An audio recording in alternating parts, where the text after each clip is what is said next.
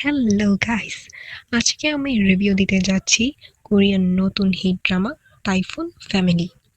একটা ড্রামা যেটা ঝড়ের মতোই পরিবার আর জীবনের গল্প উল্টে দিয়েছে। তাহলে চলো শুরু করা যাক একটি ছোট্ট ইন্ট্রোর মাধ্যমে।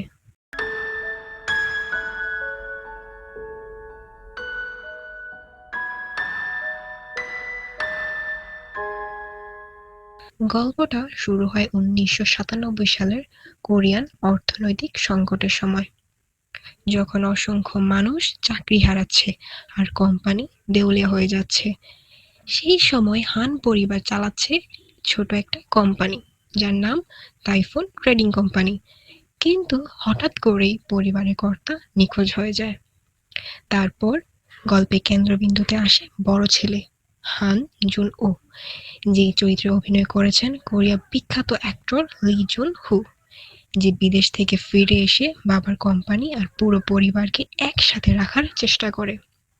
কিন্তু সবকিছু যেন এত সহজ না।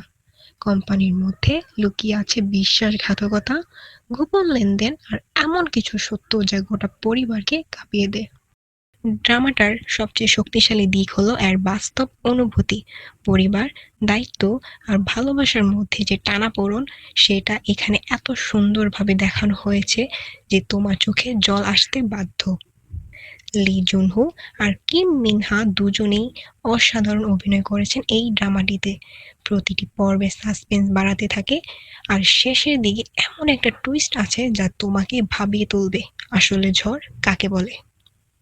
তাই যদি তুমি ইমোশনাল, রিয়েলিস্টিক আর মিস্ট্রি মেশানো কোনো ড্রামা খুঁজছো, টাইফুন ফ্যামিলি অবশ্যই দেখতে পারো নেটফ্লিক্সে। আর হ্যাঁ, এমন আরও কে ড্রামার রিভিউ পেতে চ্যানেলটা সাবস্ক্রাইব করে রাখো। দেখা হবে নেক্সট কোনো ভিডিওতে। ততদিন ভালো থেকো, সুস্থ থেকো, আল্লাহ হাফেজ।